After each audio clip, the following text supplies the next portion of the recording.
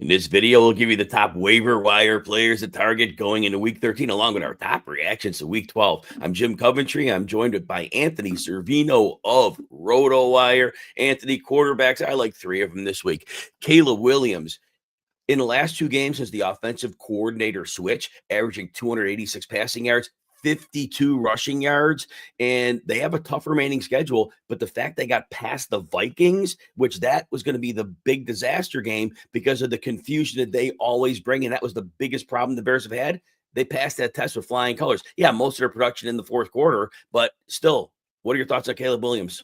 Yeah, we're starting to see Caleb play like he played when he flashed earlier this year. There was a 3 or 4 game stretch where he played really well. Since this OC change, you hit the nail on the head. He's played better, and the Vikings, they stopped the run really well, but they're you can beat them with the pass, and Caleb Williams did take advantage of that matchup. It was his third game over 300 yards passing, couple of touchdowns, no interceptions. For as bad as it's been, he's taking care of the football for the most part since the bye week.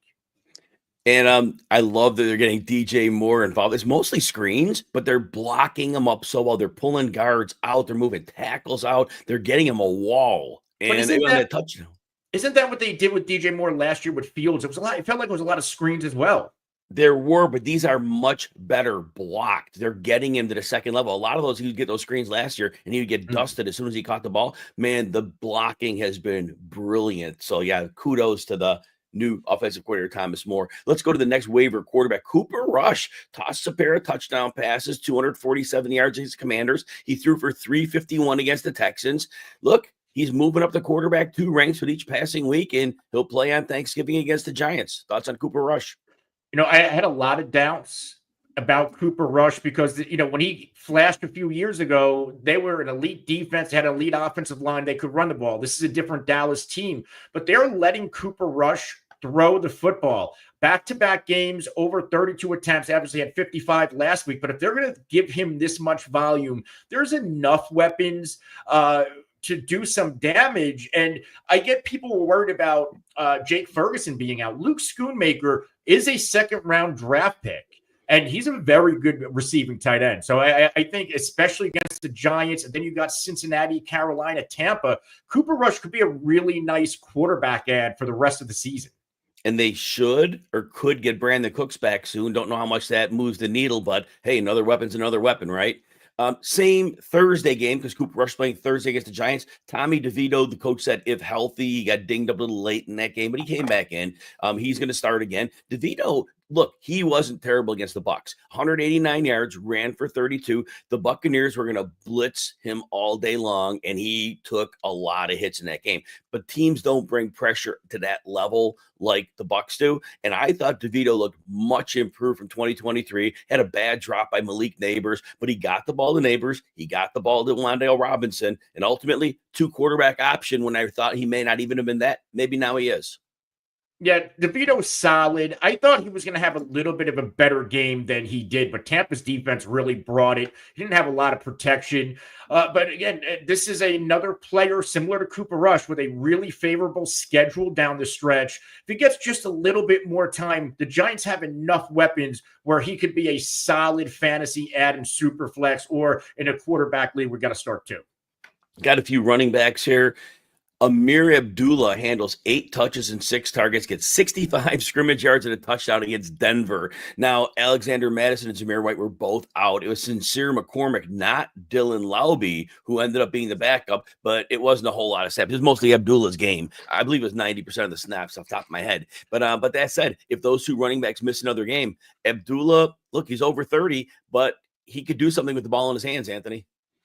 Yeah, and he's done a lot of his damage as a receiver out of the backfield. That's how he scored the touchdowns in back-to-back games, but he's getting the volume. 3 straight games with 3 targets, has 6 targets. Last week, there's no more Gardner Minshew. Maybe there's even more check down opportunities for Amir Abdullah. But, you know, this isn't an overwhelming backfield, even with Alexander Madison and Zamir White. So Abdullah, rest of the way, could be a nice ad. Next one is Jalen Wright of the Miami Dolphins. You're not picking him up for what he's doing. You're picking him up as a hedge against Devon Achane, should Achane, like Anthony and I said off the air, running backs aren't missing time this year. Joe Mixon missed a bit, but they're on the field. But if Devon Achane misses time, Jalen Wright has moved past Raheem Mostert. The snaps yesterday were a little closer than they were the prior 2 weeks, but Wright's had 5 to 7 carries in 4 straight games. So again, it's a speculative ad if Achane goes down. Yeah, you want to handcuff Devon Achane with how much he's involved in this offense and how valuable he is. If Achane misses time, I would say a lot of that workload will go to Jalen Wright over Mostert. I would see a world where Mostert's a little bit more involved and it's not all going to Wright, but still, he's like a speedy guy. He can do a lot of the same things Achane can do. So I like this as a speculative ad down the stretch. Next running back is one. Look, if you want to gamble with zeros, gamble with something. Jaleel McLaughlin. That backfield is impossible to predict, but Javonte Williams did play 52% of the snaps. It was only that one game where Estime had the 14 carries when Williams isn't seeing 52 to 56% of the snaps. But for 1 week, McLaughlin played the best of the 3. So who knows? But if you need a dart throw for 1 week, he might get you a 0, but maybe he earns something. Anthony? Yeah, the backfield's hard to trust. Sean Payton's hard to trust when it comes to how he's going to use these guys. I do think McLaughlin should be rostered. It's just a matter of when to use him and when not to use him. Like, it should have been, I thought it was going to be a Javonte Williams game yesterday, and it was far from that. The Raiders are a sneaky good run defense, and I thought that the Denver offensive line would be able to do well with them, and they focused on Williams and Williams in the game. And I think McLaughlin did well because I think they were expecting Denver to pass when he was on the field, and I think he got away with it. But nonetheless, it's like you said, it's a weird backfield. It's a weird coaching situation, and sometimes you're desperate for a running back, and maybe it's that week where he gets, and he didn't have a lot of fantasy points, 4.4, but there's something. All right, next one, last running back. Jeremy McNichols of the Washington Commanders. Austin Eckler gets concussed on the kickoff at the end of that wild game we'll talk about later. Brian Robinson dinged an ankle, came back, but then only had 5 carries, so he didn't play most of the game. So if they miss time, McNichols potentially moves into the lead role. And if both miss time, Chris Rodriguez would be part of that as well. Go ahead, Anthony. Yeah, I like Jeremy McNichols. This is something you want to get ahead of. And we might not have any real news about how these injuries to Brian Robinson and if Eckler's going to clear the protocol till the end of the week, but get ahead of this now and pick up McNichols. The way this team runs the football, they get Tennessee next, which is a good, not great defense. He's a must add. We've seen him produce a little bit earlier this year when given the opportunity. Since we're on running backs, this question would be relevant to waivers because some people may have these players out there.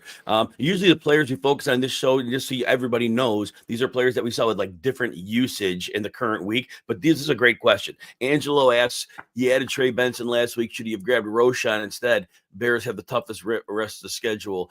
Well, Roshan 2 weeks ago had 10 carries for 33 yards and a touchdown. He only had a couple carries yesterday. So he basically went back to the role he had the 3 weeks prior to the 10-carry game. So I think we're going to see him 1 to 4 carries a game. He does get goal line work. So he is the total definition of a TD or bust player. Trey Benson plays about 20% of the snaps, gets a series or 2. Look, James Conner has not missed time, and he's missed time every season in his career.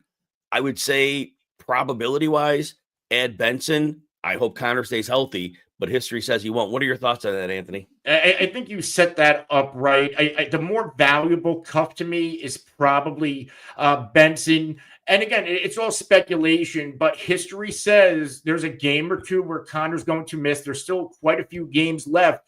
And what if he did go down towards the end of the year, fantasy playoffs? You'll have Benson there as a plug-and-play RB1. And then we have one more running back question. This is relevant to what we're doing, so we'll talk about it, and then we'll move on from there. Eric says, Brian Robinson Jr. was your best running back, too. Does he add Gus Edwards and drop Deontay Johnson ahead of tonight's game? I would say yes. Gus Edwards is going to get you 8 to 10 carries in most games. It's not going to be high production, but you need a running back. Deontay Johnson is not a part of the offense. He may eventually be that. My thought is that's the plan to ramp him up by the NFL playoffs when they need to beat the 0 blitzes they're going to see and things like that. Anthony, thoughts? Yeah, Gus Edwards, he's going to get opportunity on a game-to-game basis. Yes, this is probably J.K. Dobbins' backfield, but if Dobbins, this is another guy, historically misses time. If he was to miss time, Gus Edwards is going to step up. Deontay Johnson isn't even a blip on a fantasy radar right now, and I personally think they might not unleash him until the actual NFL playoffs when they might need him or they might need to surprise somebody. Yeah, so if you enjoy videos like this, please consider hitting the like button and subscribe to the RotoWire Fantasy Football channel on YouTube. Also, you can check out not just our fantasy football content, but all of our sports content and our rankings. You get a free 2-day trial. You don't even need a credit card. Just go to rotowire.com/Jim. Check us out. If you like it, jump on the team wagon. If not, head on your way, and just glad you took a look at us. All right, let's go to our wide receivers. Again, these are based on changes in usage from yesterday. So wide receivers, Adam Thielen returns from injured reserve. He catches 3 for 57. Now, he had 2 for 44, like in the first, half of the first quarter. And then, but he was targeted in the red zone. In the end zone, he was interfered with on what could have been a touchdown. There was a 2-point conversion he would have caught, but he got speared by a defender as a penalty. So he has chemistry with Bryce Young. He's going to see work. And obviously, with each week coming in, he probably gets a little more comfortable. He's old, but look, it's a sprint to the finish line. Thoughts on Thielen? Yeah, Thielen had some opportunity yesterday. This Panthers team isn't great, but they are showing signs of life offensively, especially Bryce Young. There are times, there's still, I think, one more by-Mageddon in week 14 where you might be able to use Adam Thielen. There's no, in deeper leagues with the injuries, and yesterday with bodies, with injuries, I had to use Thielen in leagues, and I was fine with the, the 3 for 50, whatever. I was fine with it. It was good enough. Better than what some of the waiver wire slop is. Next waiver wire one, Noah Brown. Now, Brown has at least 60 yards in 3 of Washington's last 5 games. I know one of those is the Hail Mary, but still in 2 other games he's gotten there. He's the clear number 2 receiver, playing mostly a full-time role. He averages 6.6 targets in the last 5 games. He'll have some down weeks, but again, if you need a fill-in, he does have opportunity. Yeah, Noah Brown, there's not a lot of guys on this Washington passing attack. And if they tie up McLaurin, Noah Brown's probably going to be the next man up. We have seen flashes throughout his career where he can give you some spike weeks. So I don't mind the Noah Brown ad at all. I think, again, there's just not a lot of guys. It's Ertz, it's McLaurin, and then there's Noah Brown. Nick Westbrook-Akine of the Tennessee Titans has to be brought up every week. He scored 6 touchdowns in 7 weeks. Some weeks, like yesterday, flat-out coverage, bust, scores. Hey, it counts. There are other weeks he's won contested catches in the end zone, but he scored 6 in 7 games. He's probably not going to keep up.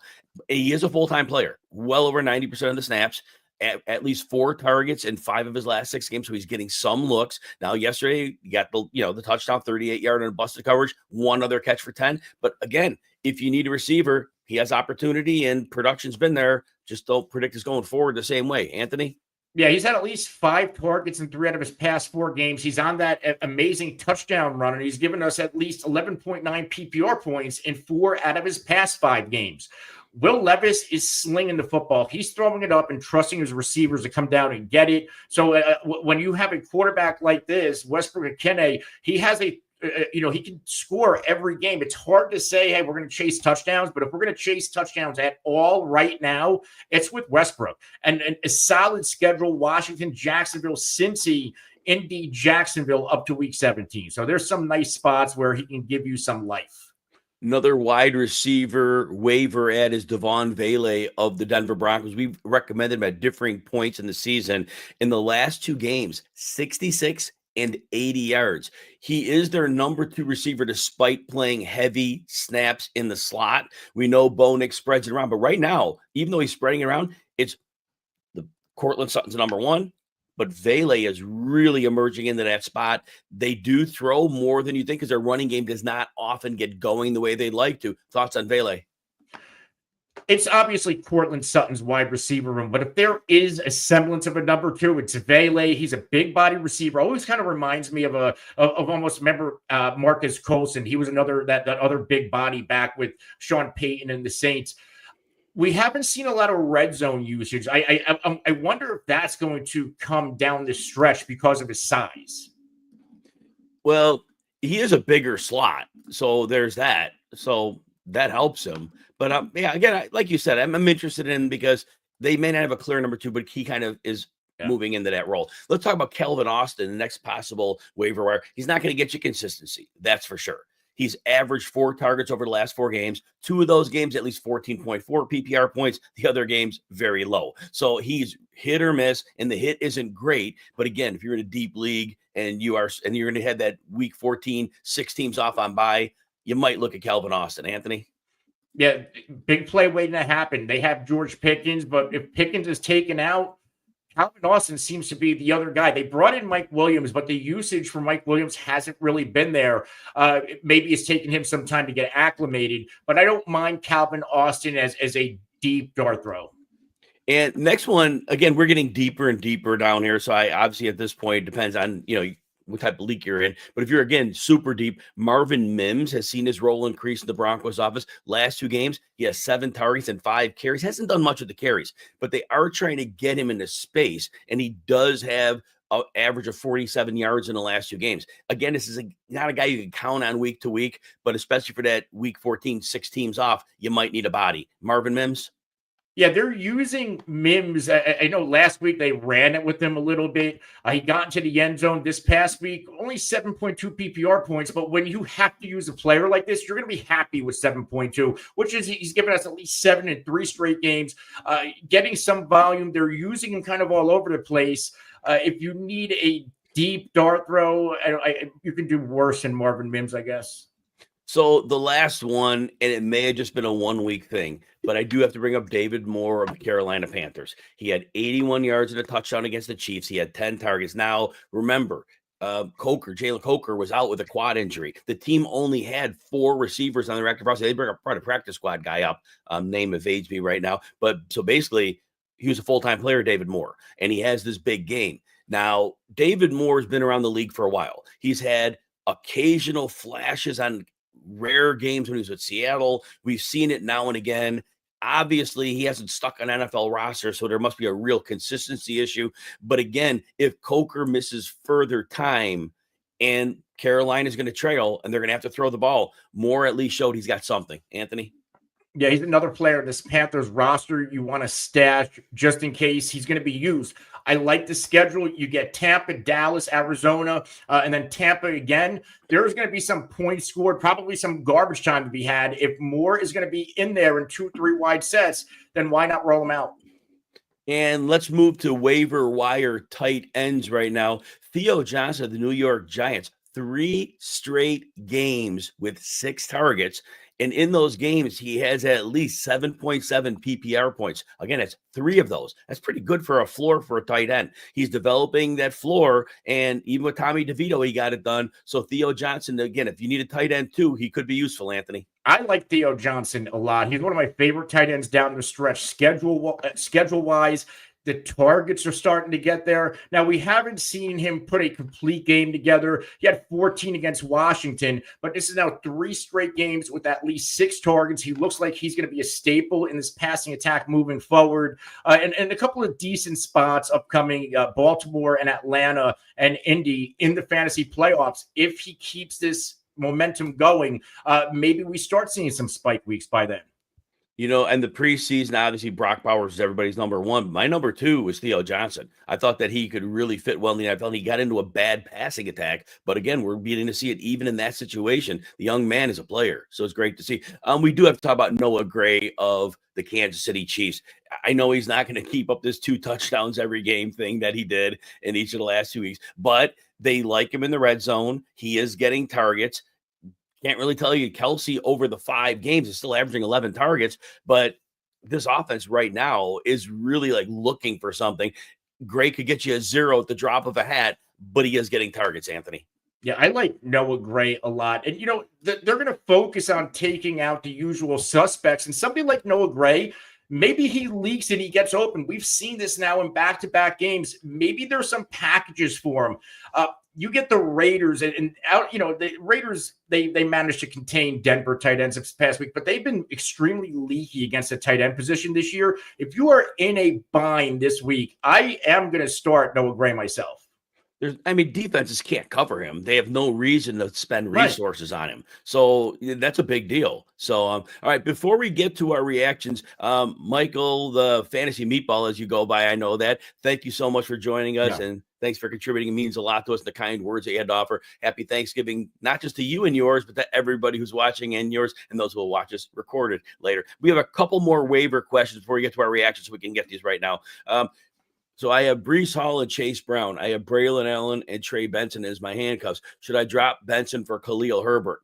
Anthony, what do you say on that? Drop Benson. So it's handcuff for handcuff here. It comes down to which handcuff do you deem more valuable. Chase Brown's getting the bulk of the workload. I don't know if he's particularly built to maintain that down the stretch, but he's a hot hand right now. I think I would rather hold on to Benson because of what we talked about earlier.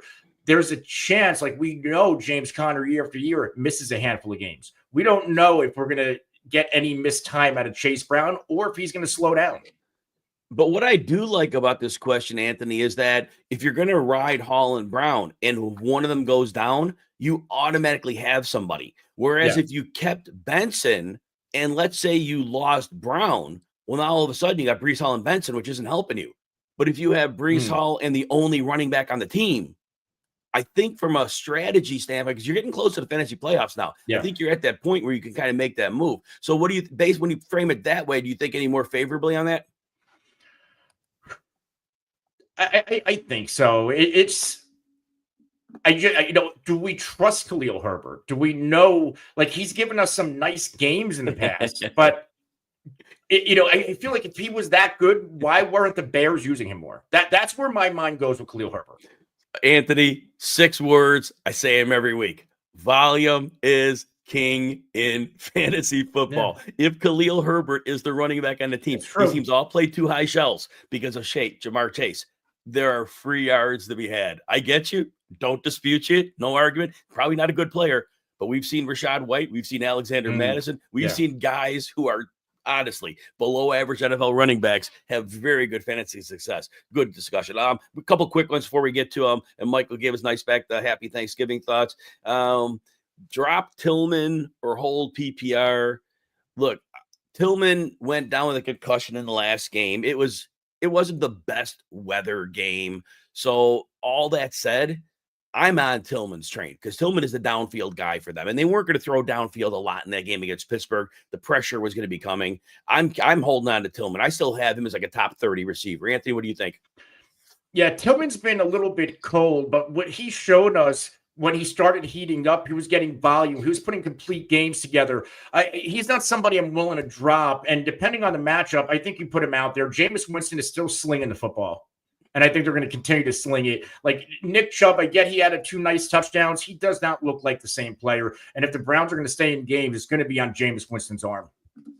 And Charlene said your opponent had Barkley, another loss. Fortunately for me, in most of my important leagues, I have Barkley. So I was the windshield in this case, not the bug. But a lot of times I am the bug, and I get crushed. But this week, no, those Saquon Barkley shares. We'll talk about him later, so we won't spoil too much there. Last couple things, we'll get rolling here. Charlene says, would you use Chubb this week? Look, Chubb's going to get volume, and now he has like an extra 4 days off. He hasn't been efficient, like Anthony said. The offensive line has not blocked well, and it's just but I did a short video which will come out on RotoWire socials this week about buys and sells, and I said to sell Nick Chubb, and I'm like Nick Chubb's my favorite player, and I'll go to bat for him no matter what. But coming off that 2 touchdown game, that's the time to sell because those 2 touchdowns aren't coming up every week, and the yardage isn't there. There's not much in the receiving game, and what do you think on that, Anthony?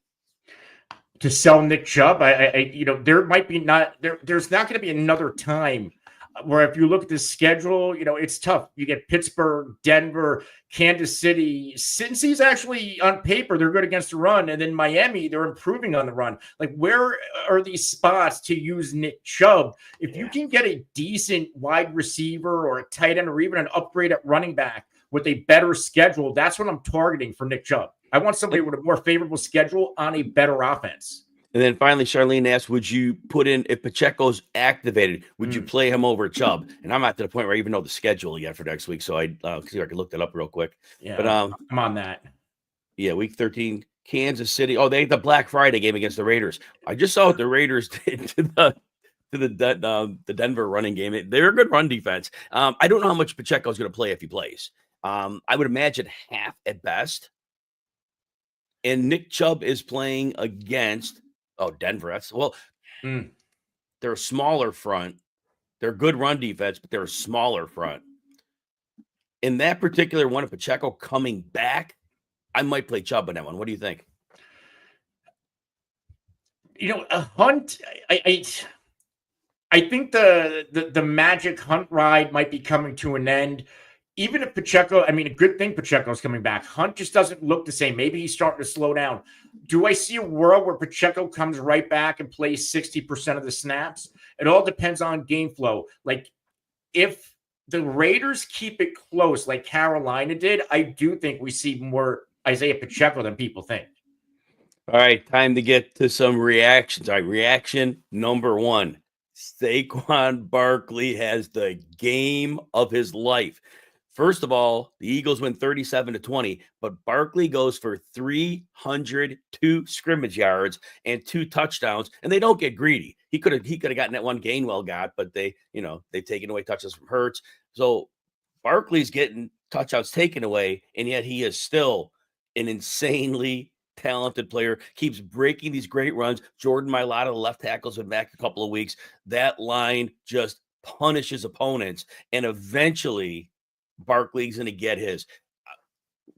Just thoughts on Barkley before we talk about this game, because that's the story.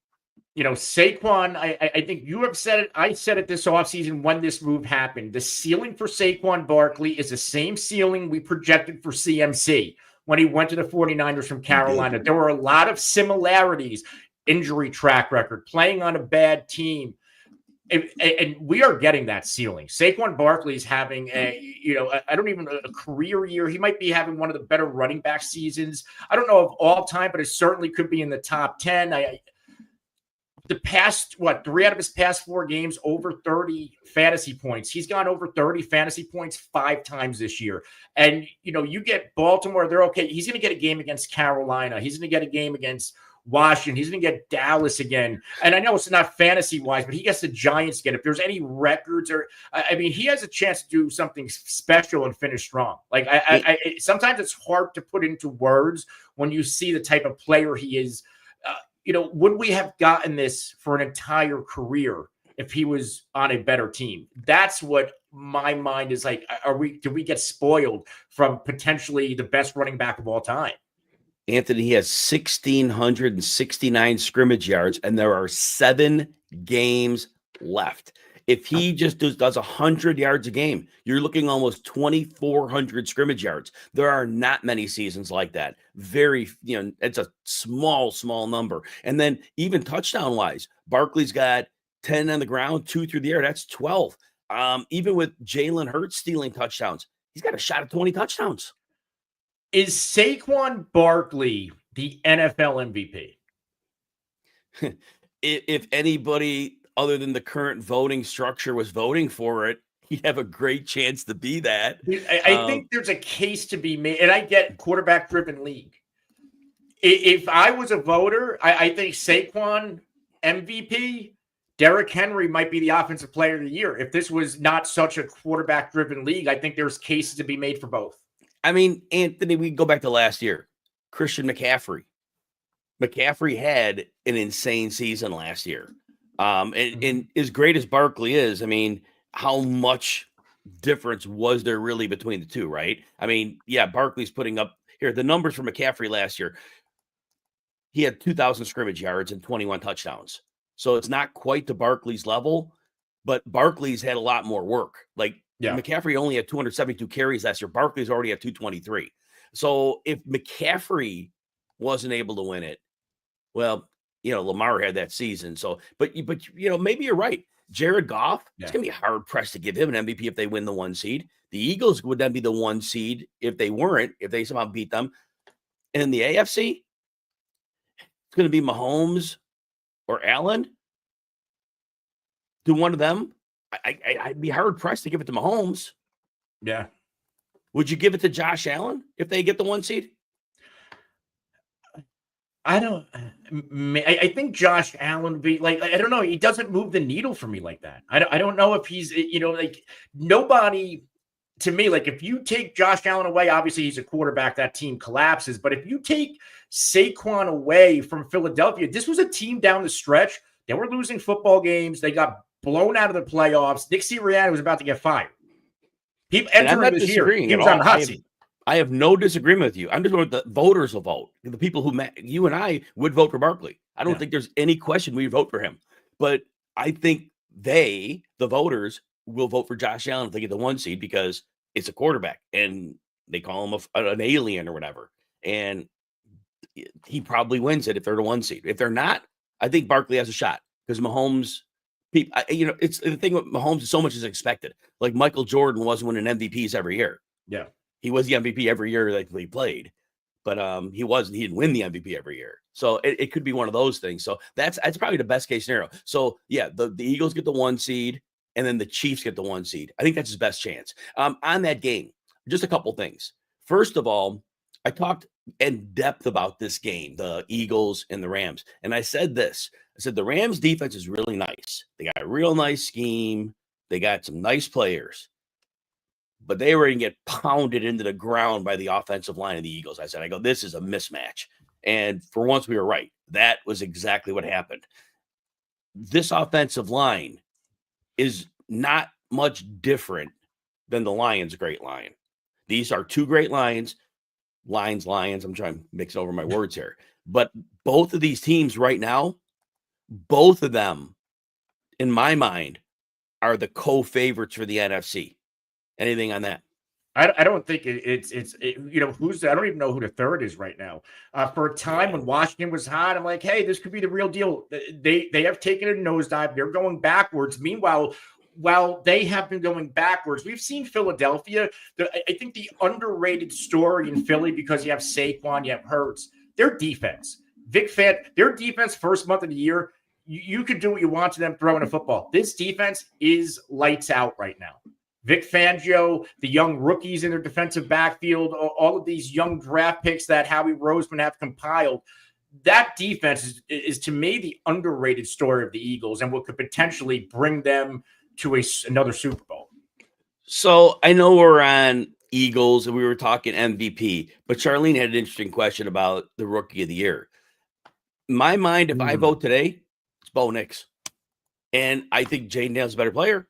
But I think what Bo Nix is doing with that team, and it's coach-driven, totally coach-driven, but I think Daniels might have been a lot coach-driven, and now his coach is running out of steam. I didn't know they had we'll talk about the game later. Who would you, just real quick, so we got to move on to the next one. Who would you take as Rookie of the Year right now? It's close. I'm probably leaning Bo Nix. Isn't that crazy? Right. He's just been ascending. And I get that Jaden Daniels, he doesn't have a lot of great receivers, but I just feel like Jaden has more to work with offensively where here's Cortland Sutton, who hasn't exactly been like a world beater since being in the league. And you got Vele and Troy Front. You just have a bunch of dudes, little Jordan Humphrey, Troutman and Kroll, your backfield's a mess, and just Bo Nix is getting it done. And as great as Sean Payton is, Bo Nix still has to do his part because Peyton had, Russell Wilson, and that experiment did not work. So back to the Eagles. The biggest loser with Saquon Barkley is A.J. Brown.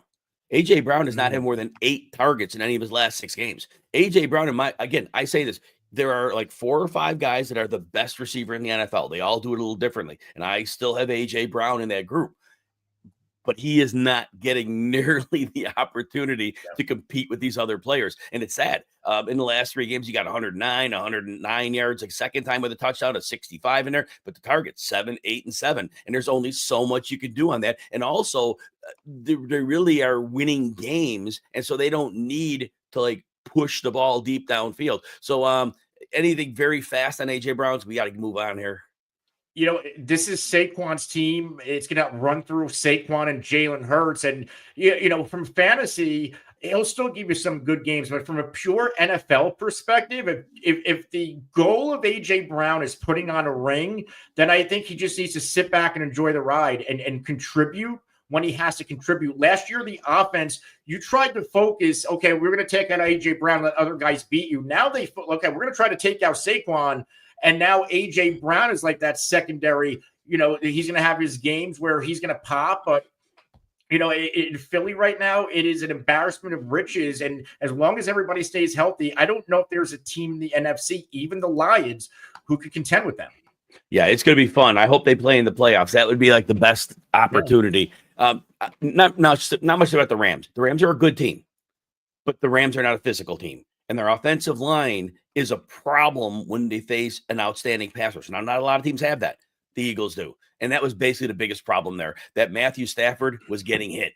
And he got some production for fantasy. He was fine, 243 and 2 touchdowns, garbage time touchdown late. Otherwise, it wouldn't have been that.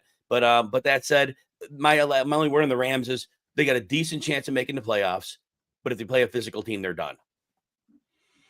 Yeah, the good thing with the Rams is that the NFC West is a little bit of a mess. You get the 49ers losing. The Rams lost. The Cardinals, I think, they gave away that game yesterday. I don't think they showed up to that game.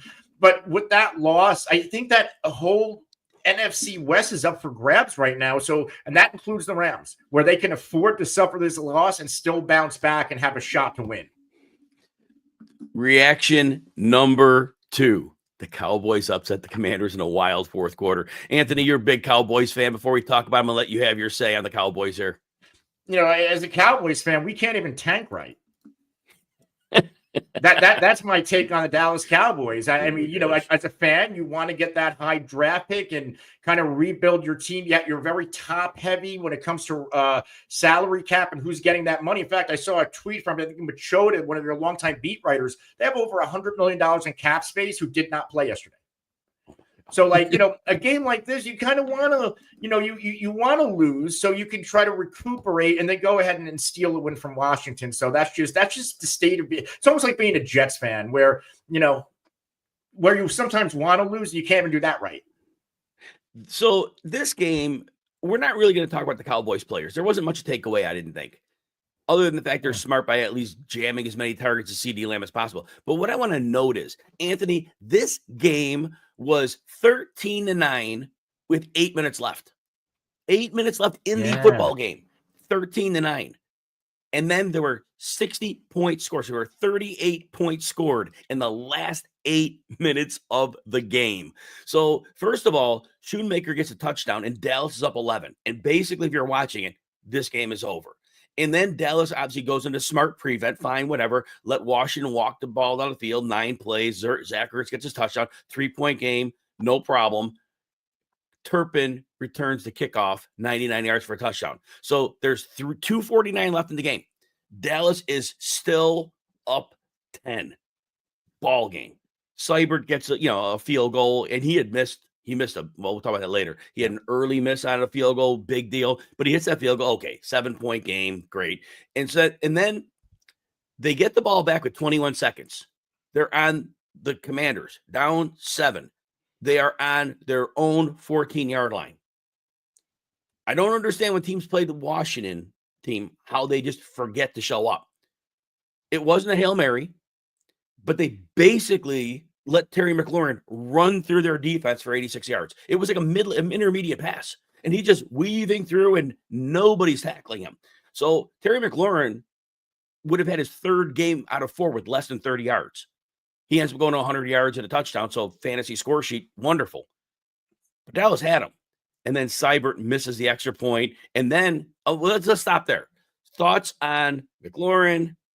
Daniels ends up with a nice fantasy day because of that. But realistically, Washington didn't play well. No, not at all. And it seems like when they can't run the ball, they were not. And this was the game where you would think Brian Robinson's going to, he might have a career game. And Eckler, because Dallas Cowboys can't stop the run. We've seen that. We saw what Mixon did. That early Brian Robinson injury, I think maybe that really impacted that Washington offense the rest of the way. I know he tried to come back, but he never really got going, and he exited the game a second time. When it comes to fantasy and Terry McLaurin, he's very volatile. I know the numbers say otherwise, but if you take away some of these big plays, he's having another mediocre season in fantasy.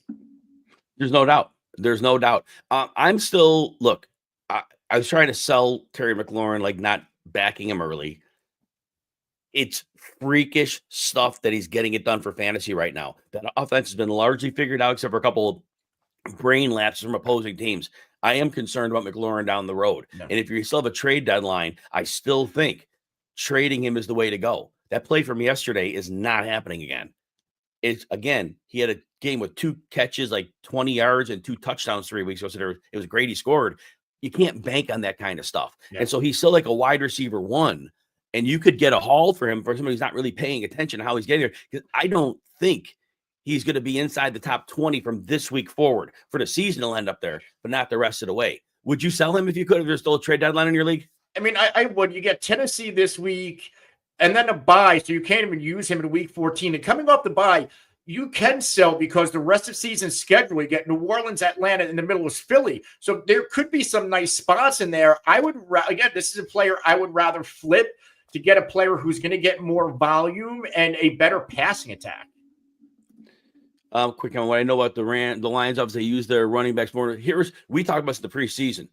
We said that if the Lions, and I thought their defense would be improved, if that defense wasn't a bottom of the barrel defense like it was last year, this team is all about their coach. They want to run the ball, use their line, pound you into submission, only throw when they have to. That's what they always wanted to do. But in the past years, their defense was so bad, they had to fire it and air it out. And Amon-Ra would get his 15, 18 targets, whatever it was. And Laporta was eating. That version of the offense, and I know they threw a bit the last 2 weeks, but that version is not what they want. Anthony, anything quick on that before we get to the next game? No, this is always a team that they want to play defense, run the football. And I get that they lost Hutchinson, but their defense this year has taken that step up to where they don't have to throw. And they don't want to throw. I don't think they want to throw. Like the way when Goff was on that stretch where he was throwing, making 16 completions a game, that's the offense they want to play. Yeah, I mean, look, they got Monty, they got Gibbs. One's a first-round draft pick. The other they re-up the contract. They're telling you what they want to do. Yeah. They invest in that offensive line.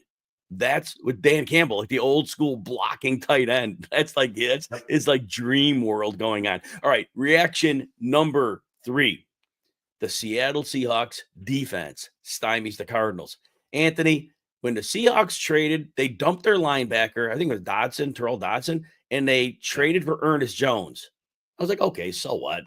Ernest Jones, 3rd team in like 4 months, thinking, okay, whatever.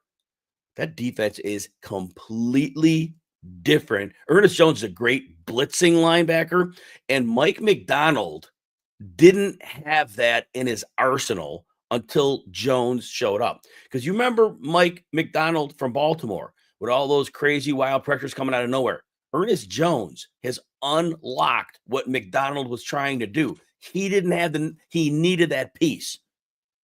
The Cardinals couldn't move the football other than Trey McBride having an amazing game. The Seahawks offense is the problem, Anthony. If they're in garbage time, they're great. Gino puts up fantasy points. When they're not in garbage time, they are not a good offense. They don't consistently score points. They're punting the ball.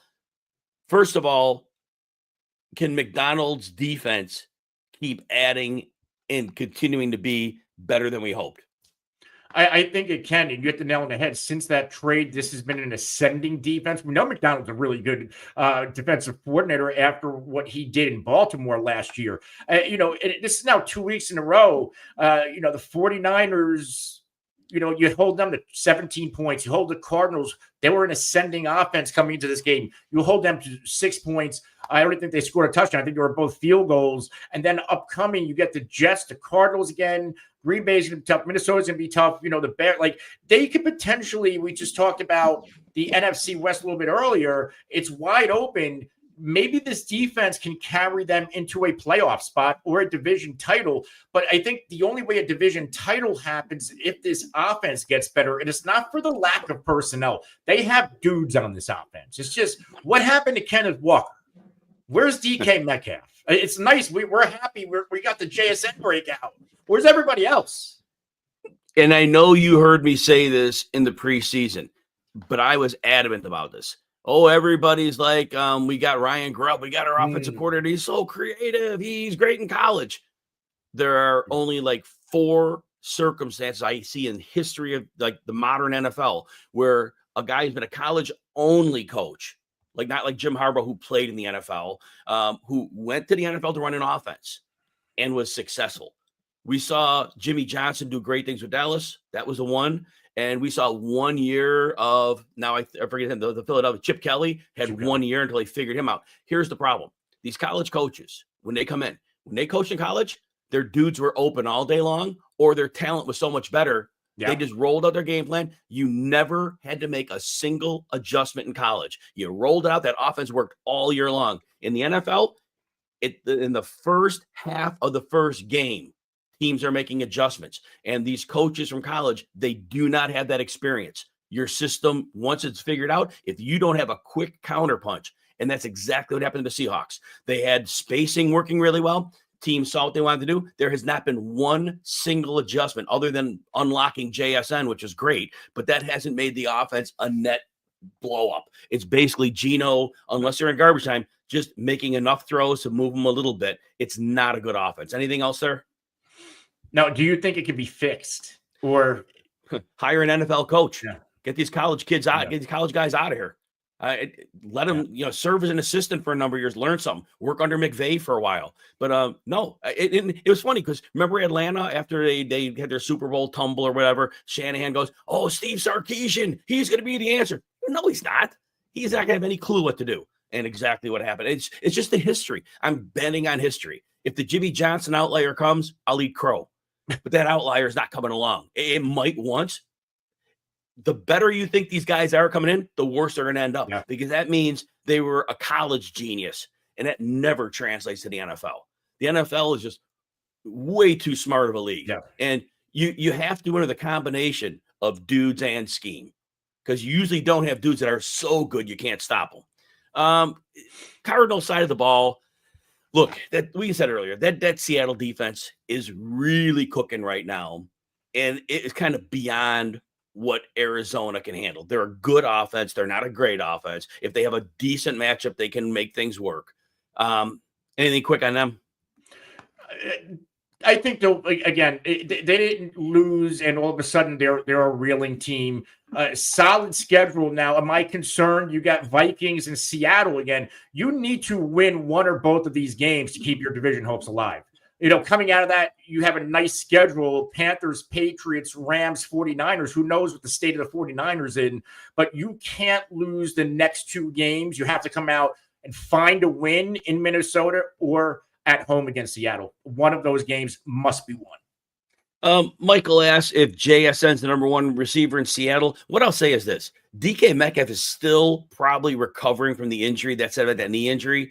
My guess is he's getting closer each week. I still think Metcalf's the number one because I think he will get healthier. Do you have any say on that, Anthony? Coming in fantasy wise, I always went, hey, JSN, if he's going to break out, he's going to be the value, and that might be the case. But in terms of NFL wise, who's the true number one wide receiver, at least for the rest of this year, is probably DK Metcalf. But I don't know if there's going to be much of a difference in between them fantasy wise next year. And then one more question we're going to get to our next take. Devon asks, does Atlanta bounce back after the bye with Bijan in London? The terrible last showing against Denver. We call that bad showing. If Kirk Cousins is under pressure, that whole offense is like tanked, and Denver is excellent at creating chaos. And that was like the perfect styles make fights. So that was not ever going to work. Other than the matchups that Atlanta has where they face an elite pass rush, do you think they're fine otherwise? Yeah, as long as Cousins gets protected, he's going to be fine. And you said it right. I think we all think the same thing. If Cousins is under duress, he's going to collapse. He's not mobile. And, I don't even know at this juncture of his career, he can't even step to the side well and evade any sacks. Like he's pretty much a statue back there. I mean, upcoming schedule, the Chargers, not the best pass rush. Minnesota blitzes, they don't get pressure. The Raiders, even with Max Crosby, they have not been a great pressure team. The Giants are probably a team that's a tougher one. And then Washington doesn't have like great pressure. So probably a decent finish for them. All right, let's get to reaction number 4. We got to get 2 more going here. Might not have a whole lot of time for comments. We got to get out here at the 55. We don't want the people who are in charge to say you hit that negative hour mark. Reaction number 4. The Vikings get big games from everyone except Justin Jefferson. They beat the Bears 30-27. In my mind, it was this, Anthony, and I'm watching 7 games at a time in this early window. But the Bears are a good pass defense, and it's clear to me that they just made an intention to take out Justin Jefferson, to which, okay, well, Jordan Addison, 161 yards and a touchdown. Hockenson, a lot of it in late fourth quarter and overtime, 115 yards. Aaron Jones, 128 scrimmage yards and a touchdown. Sam Darnold, 330. All right, want to take Justin Jefferson away? We got a lot of ways to beat you. What did you think? Yeah, they got a lot of mouths to feed. Only one football, especially now Hockenson back commanding targets. Jefferson, season low 5 targets, his lowest total since week 1. He's going to be fine. I know he's had under 9.8 PPR points in 2 out of his past 3 games and under 14 overall in that 3-game stretch. But Justin Jefferson is going to be fine. Is it time to maybe temper expectations? Because now, hey, if you try to take out Justin Jefferson, we're not going to have Darnold force it. We're going to throw it to somebody else. And we talked about Caleb Williams on the other side in the beginnings about the waivers, but I'm going to echo what you said on Minnesota, but DJ Moore, I have moved him all up and down my rest of season rankings for weeks. I'm back comfortable with him inside as a top 20 PPR receiver. Does it continue? Is he okay now? It started a little bit last week with the OC change. We get some double-digit PPR points. We get 7 targets. Same thing this week. The volume starting to pick back up. The usage is there, and now the rest of season schedule correlates to a very solid finish for DJ Moore. Charlene mentions Happy Thanksgiving. Thanks, Charlene. And let's go to reaction number 5. How good is the Buccaneers offense? The Giants have a really good pass rush. The Bucs were without their left tackle, Tristan Wirfs. Mike Evans, a little bit eased back in. They dropped 30. The Giants are not a good run defense. Full disclosure, you can run on them. Bucky Irving looked insane. 151 scrimmage yards and a touchdown. Rashad White, 47 yards and a touchdown. Irving finally outsnapped him. That usually doesn't happen. Before I ask you how good the offense is, even though the touches were close, Irving had 6 targets to 1. Could Irving be their running back 1 the rest of the way? Yeah, there's a world, and I always kind of felt that way because of how inefficient Rashad White has been. Bucky Irving looks like the real deal. And I get the Giants aren't a good run defense, but he looked like a different player yesterday. And overall, this was a run-dominated football game. Baker Mayfield, 294 yards passing, still finds a way to almost go to 300 yards passing. This offense, everybody wanted to crown Dave Canales. What is Baker going to be after Dave Canales? Liam Cohen, he might be the real deal. Might be, and I get small sample size. Maybe he might be the best disciple coming from that McVay tree. Hey, you're going all Dennis Green on me. Crown him. Just crown him. Well, Charlene asks us if Bucky Irving's a running back too. Listen to his PPR points the last 6 games. 18.5, 16.7, 15.4. He had a 6.4 against Kansas City. Not good. 17.7 and 27. The question probably is he a top 15 running back in PPR? Right? Yeah. I mean, think about that. And he was playing less than half of the snaps, and he was putting up those fantasy numbers. Even early in the season when he wasn't getting much work, 9.6, he had a 2, an 11, a 12. He is definitely a running back too. He may have one bad game in there. All these running backs do. We've seen Jonathan Taylor missing 3 linemen have that happen to him, back and forth. So that said, we have on this game as well, another comment here, and let's take this. We have time for this. Cade Otton, the question was, is Otton droppable, only 2 targets? Going into this game, those were on the start system with me on Sunday. I said, look, it's a nasty matchup. Giants are lights out. Yes, they're lights out against the tight end. So they got one good downfield pass to him. Payne Durham got like a 20-something yard catch as well. But real simple. That was a horrible matchup, and it's not like Cade Otton is a game changer. He's a good tight end but it's not like he's Kelsey or he's one of those like Bowers that doesn't matter who you're playing, we're going to beat you with him. Yeah. They could just go to somebody else, and they were able to do that in this game. So, yeah, Otton is he's not – look, his targets are not going to be 10, 11 a game with Mike Evans back. You're going to like 6 or 7 targets, but he's still going to be a borderline top 12. Yeah. Anthony? The offense is too prolific to put him on waiver wire. Yeah, absolutely. But if Jonnu Smith, that's Jonnu Smith, I moved to tight end 5. And Anthony, and I know we're going to talk about him right now. Should I have moved Jonnu Smith higher than tight end 5? Should I move him to 3 or 4? 4 behind McBride, Bowers. I would say top 5, maybe in a conversation for 4. He's the usage, it's just insane right now. Yeah, Kittle's been great every week. Kelsey, even though he had a down game or 2, he's getting double-digit targets. McBride's been insane. And then Bowers. So, yeah, 5. That's where I put him. And I think that's where we got to keep him. But look, back to the Bucs before we finish out here.